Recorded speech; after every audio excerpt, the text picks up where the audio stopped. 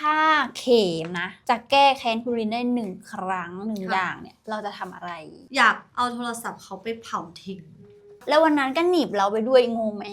แต่เราไปได้อยู่แล้วเรารู้สึกว่าก็ในเมื่อแฟนเราอยากไปไหนเราก็จะตามไปด้วยเรื่องนี้เป็นความรักระหว่างผู้หญิงกับผู้หญิงเนาะถ้าในมุมมองของเราเนี่ยค่ะกับความรักผู้หญิงอะค่ะเรามีความคิดเห็นยังไงอย่างที่บอกค่ะความรักมันคือสิ่งที่สวยงามนอกจากรักแล้วมันก็คือการอยู่ด้วยกันอย่างมีความสุขแล้วก็สบายใจเป็นพื้นที่ปลอดภัยให้กันและกันเพศไหนก็สามารถรักกันได้คือความรักมันเป็นอะไรที่พิเศษมากๆเลยค่ะขอแค่เรารักกันอยู่ด้วยความเข้าใจกันเป็นเซฟโซนให้ซึ่งกันและกันอะไรอย่างเงี้ยมันก็โอเคแล้วอะค่ะเป็นเซฟโซนเนาะดีจังชอบคำนี้มากค่ะอันนี้จะเป็นกล้องรวม3 คนนะคะส่วนอันนี้จะเป็นแบบว่าซูมน้องๆ2 คนได้น้องจูนไหวไหมไหวค่ะไม่ไหวก็ต้องไหวดูเดี๋ยวค่อยๆไปกันนะคะได้ค่ะเดี๋ยวเริ่มจากให้น้องๆแนะนำตัวแล้วก็คาแรคเตอร์ย่อๆก่อนค่ะสวัสดีค่ะพวกเราจากซีรีส์เรื่องรินไม่มีวันรักค่ะ Enjoy ค่ะค่ะจูนค่ะรับบทเป็นเข็มจิลาค่ะเข็มจิลาก็เป็นหมาเด็กค่ะหมาเด็กที่สดใสร่าเริงพลังบวกเป็นคนที่รักเจ้าของมากๆด้วย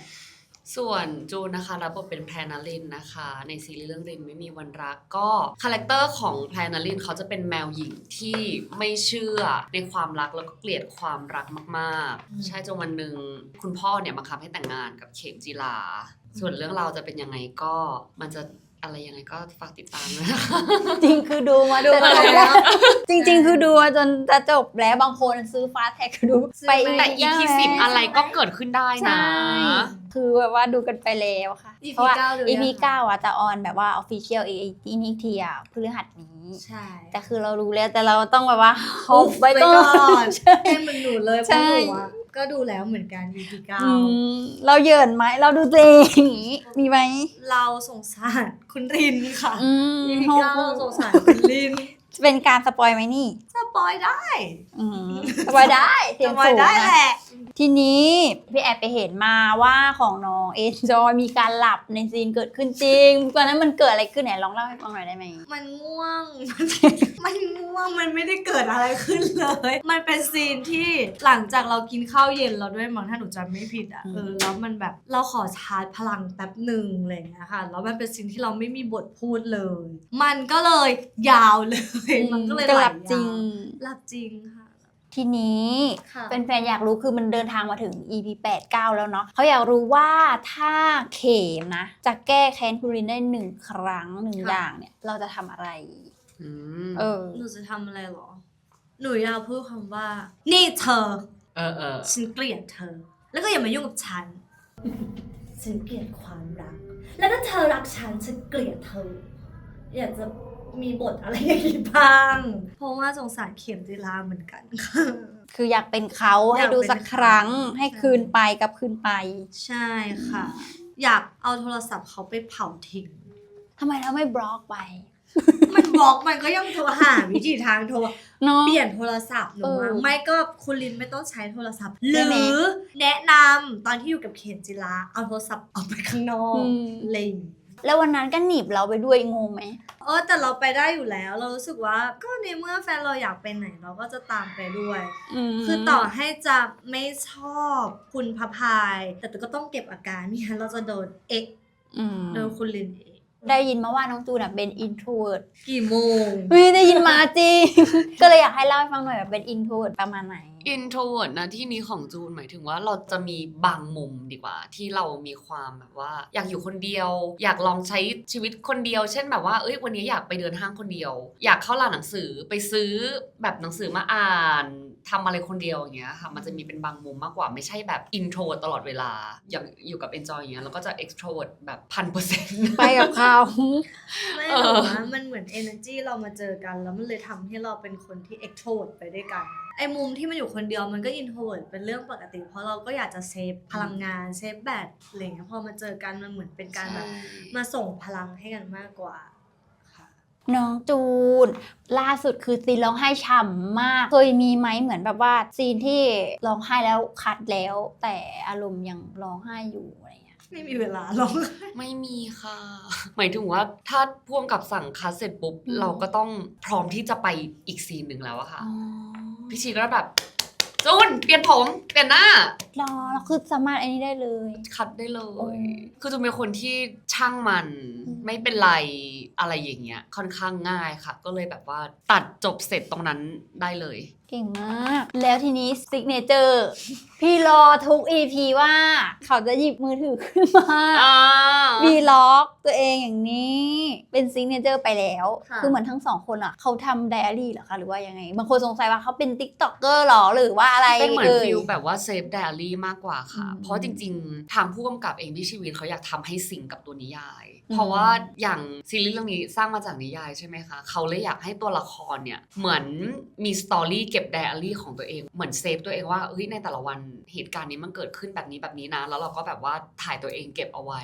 ใช่ ไม่ ค่ะ เหมือนเป็นการไปรีเช็คตัวเองด้วยค่ะ เหมือนว่าทั้งวันเนี้ยเราทำอะไรมาบ้าง แล้วเราก็เหมือนรีเช็คตัวเองเราก็เหมือนอัดเก็บไว้หรือว่ามันก็เป็นอีกแบบหนึ่งที่หลายๆ คนไม่รู้ว่าถ้าวันนั้นอารมณ์ไม่ดีอะไรอย่างเงี้ยถ้าไปลงที่อื่นอาจจะเกิดปัญหาอะไรอย่างเงี้ยแต่เหมือนเราก็มีอีกพื้นที่หนึ่งที่เราสามารถแบบเก็บอารมณ์ตัวเองสามารถระบายกับตัวเองได้ผ่านทางแบบว่าถ่ายเก็บไว้อะไรอย่างเงี้ย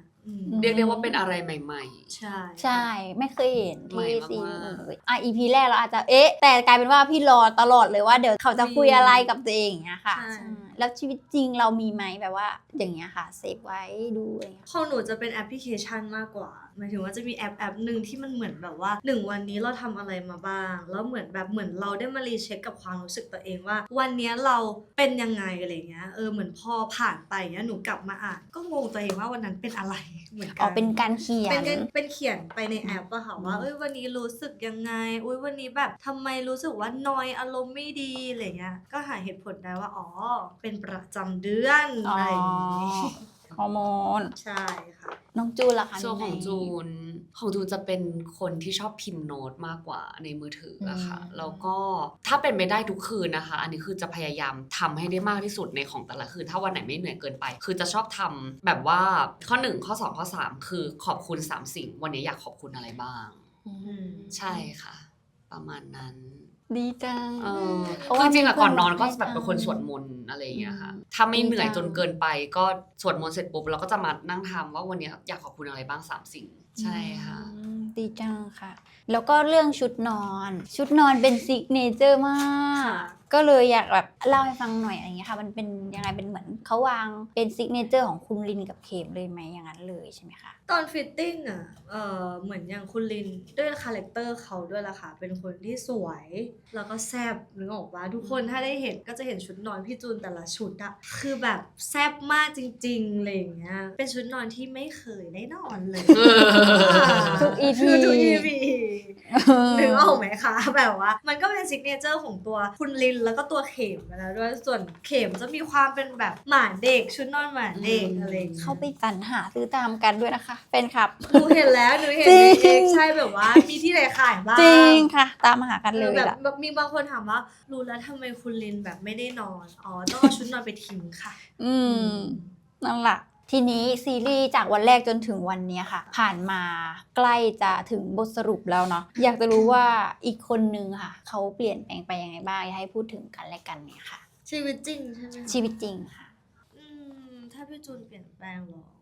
ก็เจอหน้ากันทุกวัน เยอะกว่าเดิมอะไรเงี้ยถ้าเปลี่ยนแปลงก็จะเห็นพี่จูนแบบทำกันบ้านหนักขึ้น หมายถึงว่าตั้งแต่ซีรีส์ หมายถึงการบ้านการอ่านบทอ่านอะไร การบ้านหมายถึงว่าดูพอได้เล่นเรื่องนี้พี่จูนก็ดูทำการบ้านหนักขึ้น เหมือนเราเวิร์กช็อปหนักขึ้น เหมือนทำอะไรก็ต้องคิดเยอะขึ้นอะไรอย่างเงี้ยค่ะ ต้องระวังอะไรหลาย ๆ อย่างมากขึ้น ต้องมีสติมากขึ้นอะไรอย่างเงี้ยค่ะที่เห็นพี่จูนเปลี่ยนแปลง ที่เห็น enjoy เปลี่ยนแปลงก็จะเป็นในเรื่องของการจัดระเบียบชีวิตของน้องมากกว่า น้องมีความโตขึ้นนะคะเรื่องนี้ การมาตรงเวลาอาจจะมีมาตรงบ้างไม่ตรงบ้างแต่ enjoy เป็นคนที่เป๊ะขึ้นดีกว่า ใช่ เริ่มเป็นเหมือนเรามากขึ้นใช่ไหม ก็เหมือนแบบว่ามันเขาเรียกว่าอะไรอยู่ด้วยกันเยอะๆก็จะมันเหมือนได้เรียนรู้ Merge เข้าหากัน ใช่ค่ะมันเหมือนได้เรียนรู้ว่าแบบทำสิ่งนี้มันดีอย่างนี้นี่เองอะไรอย่างเงี้ยก็ได้เรียนรู้จากพี่ด้วยอะค่ะ ทีนี้ถ้าไม่ได้เล่นบทนี้ เราอยากเป็นตัวละครตัวไหนในเรื่องนี้ค่ะ อยากเป็นคุณพ่อ อุ๊ยเกิดจะเป็นคุณพ่อสินจริง ปังมากนะคุณพ่อคือ จริง อันดับ พี่ปอย โนหนึ่ง เลิศมาก ค่ะใช่คือไม่เคยมีเรื่องไหนทำแบบนี้ เพราะว่าทุกเรื่องก็จะแบบว่าโอ๊ยพ่อไม่เข้าใจแม่ไม่เข้าใจแต่อันนี้คือด้านหลัง พ่ออวยพ่อบังคับให้แต่งงาน มันแบบฉีกไปเลย มันเหมือนแบบว่าเป็นเจ็บทุกดอกแล้วบอกพ่อลูกอะไรแบบนี้ แบบว่าพ่อคือคนที่เตือนสติแบบได้ดีมากๆ และพูดความจริงแฟกต์ทุกอย่างไม่ได้แบบว่าสปอยลูกขนาดนั้นนะคะหมายถึงว่าบอกความจริงไปเลยว่าก็น้องเสียใจอ่ะลินทำแบบนี้กับน้องก็เลยเป็นแบบนี้ไม่ได้สปอยไม่ได้โอ๋อะค่ะ ทีนี้น้องเอนจอยน้องจูนอะคือ ค่ะ ถ้าสำหรับตัวพี่นะ พี่มองว่าทั้งสองคนอะคือเป็นคนที่มีของมาอยู่แล้วแบบเพียงแค่วันนี้คือแสงสว่างเลยบอกว่าเนี้ยค่ะคือพี่รู้สึกว่าเอนจอยกับจูนคือเครื่องหมายของคนที่เตรียมพร้อมมาตลอดมีของมีการพัฒนาตัวเองอยู่เสมอจนวันหนึ่งโอกาสเข้ามาแล้ว คือเราพร้อมเข้าไปได้เลยอะไรอย่างเงี้ยค่ะแล้วเราอะรู้ไหมว่าสองคนเราเป็นเหมือนไอดอลสำหรับคนที่เขาท้ออยู่ แล้วเหมือนแบบว่าพยายามแต่วันไหนจะเป็นวันของเราอะไรอย่างเงี้ยค่ะอยากให้ฝากอะไรสั้นๆก็ได้ถึงคนดูที่แบบว่าเห็นเรา สำหรับหนูรู้สึกว่าเชื่อในตัวเองค่ะ มั่นใจในตัวเอง ไม่ต้องรีบทุกคนมีเวลาของตัวเองทำไปให้ทุกๆวันมันมีความสุขไปเรื่อยๆค่ะ วันนี้ไม่ใช่วันของเราแต่หนูเชื่อว่ามันจะมีวันที่เป็นของเราจริงๆ ไม่ช้าไม่เร็วมันจะมาถึงค่ะ โอ้โห ของน้องจูน ประมาณนี้เลยก็จริงๆ อยากกดดันตัวเองค่ะ คือถ้าชอบอะไรอยู่ รักที่จะทำอะไรอยู่ ให้ทำไปเรื่อยๆ แล้วก็จริงๆ ทุกอย่างมันมีไทมิ่งของมันจนเชื่อว่าเวลาถ้ามาถึงอะค่ะมันก็จะเป็นของเรา ก็ระหว่างทางเราก็เตรียมความพร้อมอยู่ตลอดเวลานั่นแหละค่ะหมายถึงว่าใดๆแล้วเราต้องทำทุกอย่างด้วยความสุขจริง อืม ๆ เราถึงจะไม่ได้รู้สึกทุกข์กับมันอะหา energy ดีๆ เติมความสุขให้ตัวเองอยู่ตลอดเวลาอะไรอย่างเงี้ยระหว่างทางก็จะมีแบบว่าท้อบ้างแบบเฮ้ยฉันจะยังไงดีฉันจะไปต่อดีไหมหรือว่าฉันจะพอแค่นี้อะไรอย่างเงี้ยหนูเชื่อว่าอย่างแรกต้องมีความสุข แล้วก็เชื่อมั่นในตัวเองว่าเราทำได้ และก็เชื่อว่าวันนั้นจะเป็นวันของเราจริงๆ จะช้าหรือเร็วก็อยากให้สู้ๆค่ะ ให้กำลังใจตัวเองแล้วก็ขอบคุณตัวเองเยอะๆนะคะ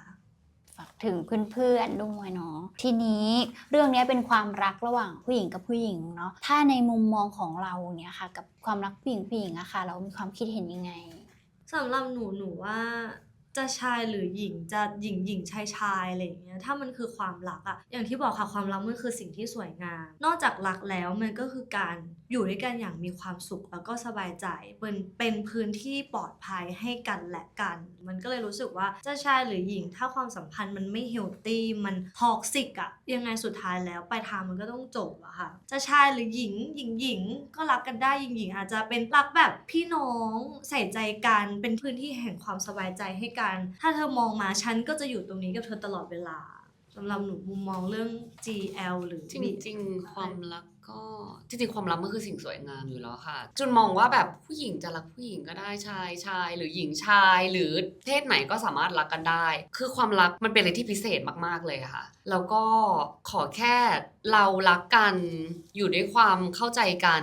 เป็นเซฟโซนให้ซึ่งกันและกันอะไรอย่างเงี้ยมันก็โอเคแล้วอะค่ะ เป็นเซฟโซนเนาะ อืม ดีจังชอบคำนี้มากค่ะ ทีนี้ในฐานะที่เราเป็นผู้หญิง แต่เรามีอะไรที่รู้สึกว่าผู้หญิงเนี่ยมีบางอย่างที่เข้าใจยากอยู่ไหมแม้ว่าเราจะเป็นผู้หญิงก็ตามเนี่ย เอาจริงๆผู้หญิงเป็นเพศที่เซนซิทีฟนะสำหรับหนูแล้วอะหนูรู้สึกว่าผู้หญิงมันมีอะไรที่ต้องเข้าใจเขามากจริงๆ ด้วยอารมณ์ที่มันค่อนข้างจะแปรปรวนด้วยฮอร์โมนอะไรต่างๆ อันนี้ผู้หญิงที่โตกว่าไหม อะไรนะคะไม่ดูหมายถึงว่า ทั่ว ค ไป วามเป็นผู้หญิงทั่ว โอเค ไปอ่ะ เชื่อแหละว่าทุกคนก็จะมีอารมณ์ที่แบบขึ้นลงด้วยฮอร์โมนของเราด้วยอะไรเงี้ยผู้หญิงเป็นคนที่เซนซิทีฟเข้าใจยากมากจริงๆยิ่งวันเนี้ยเป็นหญิงแล้วอ่ะมันยิ่งจะเข้าใจกันมากกว่าเดิม เพราะเรารู้ว่าเธอเป็นอะไรอ่ะแบบเรารู้ว่าอารมณ์เธอตอนเนี้ยเกิดจากอะไรอะไรอย่างเงี้ยรู้สึกว่ามันก็คือการต้องเข้าใจความเป็นผู้หญิงจริงๆ และยิ่งหญิงอ่ะหนูว่าโคตรจะเข้าใจกันมากกว่าเดิมด้วยซ้ำ อืมแล้วน้องจูนล่ะมีอะไรที่เข้าใจยากอีกไหมสำหรับผู้หญิงไงคะ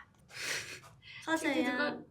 ก จริง เรื่องอารมณ์นะ เรื่องอารมณ์มากกว่าค่ะส่วนใหญ่แต่คือพอ enjoy พูดอะจุนถึงเห็นภาพนะแต่ปกติจุนมองว่าเราเป็นคนเข้าใจอะไรง่ายๆอะก็เลยมองว่าแบบมันแล้วแต่มุมมองคนจะมอง ใช่มันก็แล้วแต่คนจะมองอะไรอย่างเงี้ยอย่างตัวเราก็รู้ตัวเองแหละว่าบางทีเราก็มีอารมณ์ที่มันแบบฮอร์โมนที่มันขึ้นลงหมดจะนอยร้องไห้ช่วงประจำเดือนมาโอ้โหพานไปร้องไห้ฉันเสียใจอะไรอย่างเงี้ยยิ่งเป็นผู้หญิงด้วยกันก็เป็นเรื่องของอารมณ์มากกว่าเนอะ เรื่องเนี้ยค่ะอารมณ์ผู้หญิงอะค่อนข้างที่จะเข้าใจยากมาก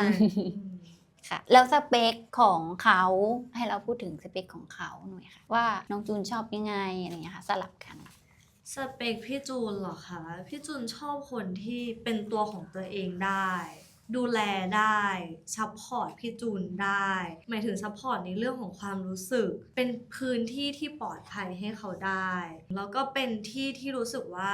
หันไปแล้วเขาคือความสบายใจอะแล้วไม่เอาเปรียบกันแล้วก็เป็นคนที่ให้เกียรติสำหรับหนูสเปคพี่จูนน่าจะเป็นประมาณ ตรงไหม ตรง ถูกต้องไหม ค่ะ ค่ะ สเปค enjoy หรอ enjoy น่าจะชอบคนเหมือนพี่อ่ะคือหมายถึงว่าเรื่องหน้าตาเราไม่ได้มีสเปคว่าต้องหน้าตาแบบนี้นะแต่จะเป็นในเรื่องของมุมมองความคิดนิสัยซะมากกว่าใช่ค่ะแบบแมทชิ่งกันได้ไหม ใช่ อะไรเงี้ยบางคนมันคุยกันคนละเรื่องอาจจะคุยกันแต่คนละเส้นเรื่องอะไรเงี้ย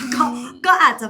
ยากนิดนึงอาจจะไม่ใช่อะไรเงี้ยแต่ว่าต้องเป็นคนที่คุยแล้วรู้เรื่องคุยแล้วมันแฮปปี้แล้วมันไม่ต้องท็อกซิกอะไรเงี้ยหนูว่าเนี่ยคือสเปคของเราค่ะ ทีนี้ซีรีส์เรื่องต่อไปค่ะเราอยากเห็นเขาสมมุติ มีแล้วเหรอนั่นน่ะสิมีเซอร์ไพรส์ไหม เราอยากเห็นเขาเล่นบทไหนเราอยากเห็น ยังไงใช่ใช่ อยากเห็นพี่จูนเล่นบู โอ้ เพราะว่าพี่จูนยังไม่เคยเห็นโหมดที่เขาเป็นแบบนักบูจริงๆส่วนใหญ่จะเห็น นึกภาพตัวเองไม่ออกเหมือนกัน แบบยังไม่เห็นภาพเนี้ยอยากเห็นภาพพี่ที่เป็นนักบูเลยถือปืนตีลังกา เลย ได้ไหมเราอาจจะไม่ต้องบูขั้นนั้นก็ได้อะไรเงี้ยหรือว่าเป็นแบบฟิลแบบแฟนตาซีอะไรเงี้ยอยากเห็นพี่จุนแต่งตัวแบบเจ้าหญิงสวยๆผมลอนแบบหนักๆแล้วก็แบบใส่ชุดกระโปรงอะไรเงี้ยแฟนซี แต่เราได้นะ ก็อยากลองเหมือนกันนะคะ แล้วอยากเห็นเขาเป็น GL แบบไหนจูนอยากเห็น enjoy เล่น GL ที่พูดภาษาอีสานแล้วก็เล่นเป็นแบบยุคแบบพีเรียดอะพีเรียดแบบทำผมแบบไอ้นี่เลยอะเป็นลอนแบบนึกออกปะ นึกออกไหม หนูน่าจะพอเห็นภาพพูดว่าถึงพีเรียดแล้วอะการแต่งกายทรงผมอะไรเงี้ยก็น่าจะมีความเป็นแบบม้วนๆอะไรเงี้ยแต่ถ้าหนูว่าเห็นเป็นพี่จูนอะเห็นเป็นพีเรียดแบบอีสานที่แบบแต่งตัวน้อยๆหน้าแบบเบาๆใช่ธรรมชาติเลยแฟนมีตที่แรกเห็นว่าต่างประเทศจะเป็นที่จีนเหรอคะใกล้ยังคะใกล้แล้วค่ะก็เป็นวันที่1 สิงหาคมนี้พวกเราจะบินไปแล้วใช่ก็หลังจากจบ Final EP แล้วเราก็อีกวันนึงเราก็บินไปเลยค่ะเลิศมาก งานแรกของเราเป็นแฟนมีที่ประเทศจีนวันที่2 สิงหาใช่ค่ะที่ชิงเตาบังมากคุณค่ะบังมากเดี๋ยวฝากผลงานแล้วก็ช่องทางติดตามค่ะแล้วก็ฝากอะไรถึงแฟนๆช่อง EFKK หน่อยค่ะพวกเรา2 คนนะคะก็ฝากซีรีส์เรื่องรินไม่มีวันรักด้วยนะคะก็เดินทางมาถึงจะ Final EP แล้วนะคะถ้าใครอยากมาให้กำลังใจวัน Final EP ก็สามารถให้กำลังใจพวกเราได้หรือว่าถ้าใครมาไม่สะดวกนะคะสามารถรับชมไลฟ์สตรีมมิ่งได้เลยนะคะแล้วก็ขอบคุณแฟนๆที่ซัพพอร์ตพวกเรา2 คนมาโดยตลอดตั้งแต่ EP 1 จนจะ Final EP แล้วขอบคุณทุกกำลังใจมากๆเลยที่แบบคอยซัพพอร์ตพวกเราไม่ว่าจะมาให้กำลังใจติดขอบสนามหรือว่ากำลังใจจากการโพสอะไรถึงพวกเราอะไรเงี้ยคือหนูว่าเข้าไปอ่านหมดจริงๆแบบเข้าไปอ่านคอมเมนต์เยอะมากๆเข้าไปดูตามแท็กอะไรเงี้ยค่ะมันเป็นกำลังใจที่ดีกับพวกหนูมากๆค่ะถ้าไม่ได้พี่ๆทุกคนที่ซัพพอร์ตหนูวันนี้หนูก็ไม่รู้ว่าพวกหนูจะถูกค้นพบณวันนี้ไหมอะไรเงี้ยค่ะฝากขอบคุณแล้วก็เป็นกำลังใจให้พวกเราไปตลอดนะคะหรือถ้าเรื่องนี้จบแล้วก็สามารถดูผ่านทาง VTV ได้ตลอดเลยหรือว่าจะผ่านทางช่องอมรินทร์ได้เลยนะคะยังไงก็ฝาก Enjoy จูนด้วยนะคะ ใช่ค่ะส่วนช่องทางการติดต่อนะคะพวกคิวงานผลงานอะไรอย่างเงี้ยของเราก็สามารถติดตามได้ที่ conversation นะคะหรือ Instagram จูน_นันนิลินนะคะแล้วก็ Enjoy TDR R เพิ่มอีก1 ตัวนะคะยังไงก็ฝากเป็นกำลังใจให้พวกเราด้วยนะคะขอบคุณนะคะ